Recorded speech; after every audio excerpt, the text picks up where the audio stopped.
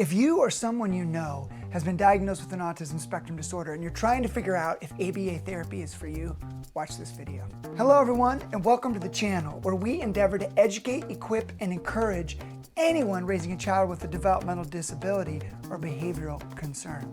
I'm Dr. Nate Noble. Let's get started.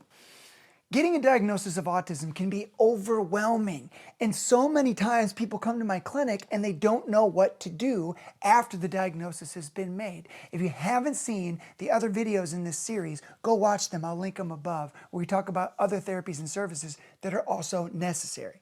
Today we're talking about ABA. ABA stands for Applied Behavior Analysis. And for those of you who have been investigating this therapy, you immediately understand that there are a lot of charged feelings about ABA, and my hope is to demystify those today. I want to begin by underscoring the importance of ABA. If you took all the evidence for the effectiveness of ABA therapy and you stacked it up, you made a stack, I think it would probably stretch from here to the moon. There is so much good data to suggest that ABA therapy is evidence-based and best practice for individuals with an autism spectrum disorder, but not just for individuals with autism. ABA has a variety of uses. But before we get into that, let's talk first and foremost, what exactly is ABA therapy? Applied behavioral analysis can best be understood as the science of learning. As you've been investigating whether or not this behavioral intervention could be beneficial to you, you've likely come across two broad and very different schools of thought.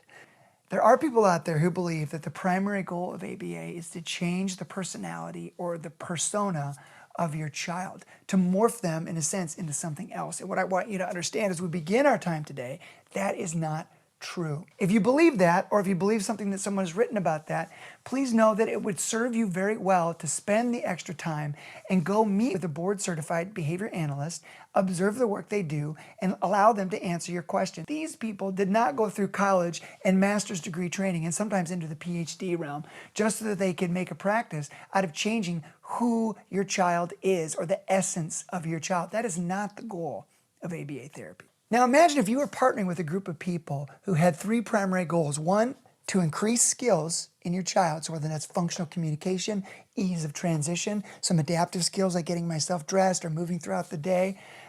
Two, to decrease behavioral difficulties, that's aggression or self-injury or just refusal to make a low preference transition. And thirdly, to educate and equip you as a parent to be more effective in dealing with your child on a day-to-day basis. If you were going to partner with a group of people with those three primary goals, you would want to receive the information they are giving you because it was data driven.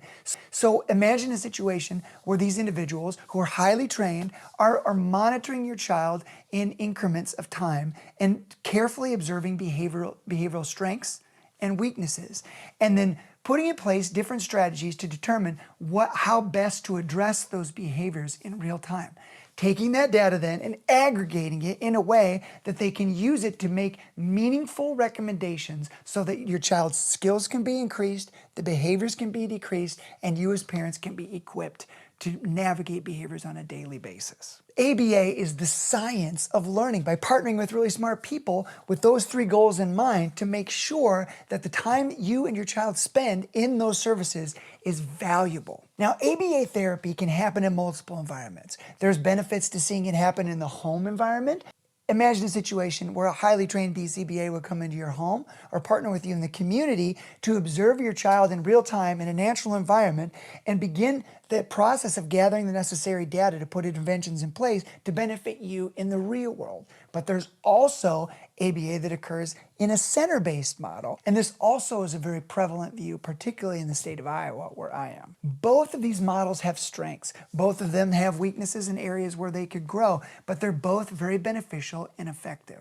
What you also have to understand is that ABA therapy, irregardless of where you live, it likely has a fairly extensive wait list. So even if you're not sure if ABA therapy is for you, once you've received the diagnosis of an autism spectrum disorder, it's important that you investigate ABA providers in your community and get on a wait list. I've said in other videos, you can always make a long rope shorter. If you choose not to receive ABA therapy, that's okay. You don't have to.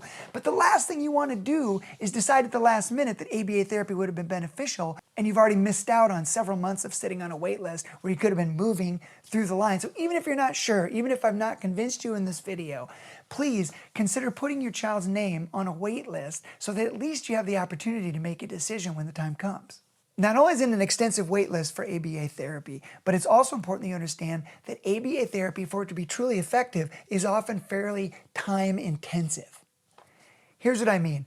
ABA therapy can be anywhere from 15 up to 40 hours per week. And it's administered, as I've said, in the home or in a center-based model. And this can make for very long therapeutic days for your children, but the benefits can be dramatic. Now, ABA therapy doesn't necessarily go on forever. It varies between different parts of the country, but in the state of Iowa, by the time a child is 9, 10, 11, usually the conversation about transitioning out of ABA therapy is occurring. In order to receive that much ABA therapy, you have to sacrifice some things. So it's not uncommon for children to go to school maybe 4 hours in the morning and then transition to ABA therapy in the afternoon, or a child to go for an 8-hour school day and then transition to an evening ABA therapy session of 2.5 hours in the evening to work on skills. So it goes without saying that this is a very big time commitment, but you'll never know if this is a valuable and beneficial intervention unless you get on the wait list and try it for yourself. Please don't miss this opportunity because you read a blog or a website or you listen to a podcast that's saying the opposite of what I've said. Everybody's entitled to their opinion and I respect it, but all the children that I serve and the families that I work closely with, most all of them would do almost anything to be able to access ABA therapy for a period of time. I always make the joke, these individuals would do whatever it takes to access ABA therapy for any length of time, even if it's over a short period of time. So please, don't dismiss the value of this intervention because you read something on the internet. I mean, think about it. Your child's going to have undivided attention from likely more than one person where they're engaging in play skills, and which is the environment in which a child is going to most likely learn. And so as you observe ABA therapy as it's occurring, you're very likely to see a child that's having fun. Another important point to make is who pays for ABA therapy. Well, most states have some type of legislative effort in place that mandates their private insurance carriers pay for ABA therapy. Why would they do that? Because it's evidence-based best practice.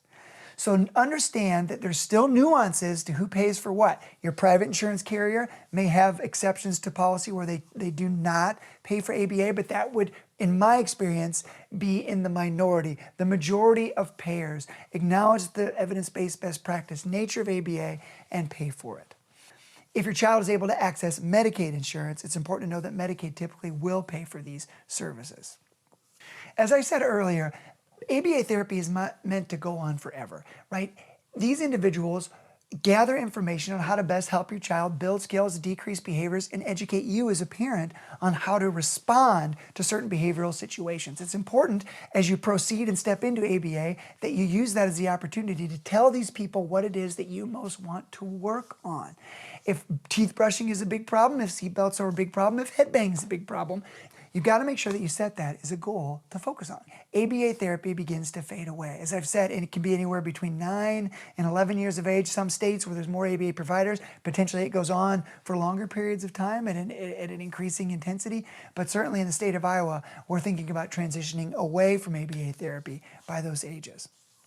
I do not believe, do not believe, that as a parent, your primary objective is to therapize your child. Now listen, I don't mean to say that you shouldn't give them opportunities to participate in therapies and services that are evidence-based and best practice. Yes, but I don't want you spending the most valuable years of your child's life sitting in a waiting room while your child is receiving a therapy or a service. I don't want that to be your evenings and your weekends. There's a place for that. It's important. And yes, you should optimize the time when the neurocognitive window is open, when they're young, 2, 3, 4, 5, 6, 7, 8, 9, 10, 11. You want to get in there and get the most that you can, but you have to balance it. I don't want you to forego vacations. I don't want you to forego the road trip. I don't want you to miss out on learning to ride a bike or fishing by the river because you have a therapy appointment. There are times when that will be necessary, but you have to find the balance. Please find it and find it quickly in this journey. I hope this video has been helpful for you. ABA therapy can be a fairly difficult thing to talk about, primarily because there's so many different views on it, but I wanted you to understand from a clinical perspective that this tends to be one of, if not the most desired therapeutic interventions for children that I serve with an autism spectrum disorder. And I don't want you to overlook it because you've received information to the contrary. Thank you for watching these videos. If it's helpful to you in any way, like and subscribe so that we can get this to more people. There are 19 million children in the United States with a developmental disability or special health care need who deserve the opportunity to access this information, and it's going to be very hard for them to do that unless you like and subscribe so that they can see it. Thank you, and continue to watch other videos for more information.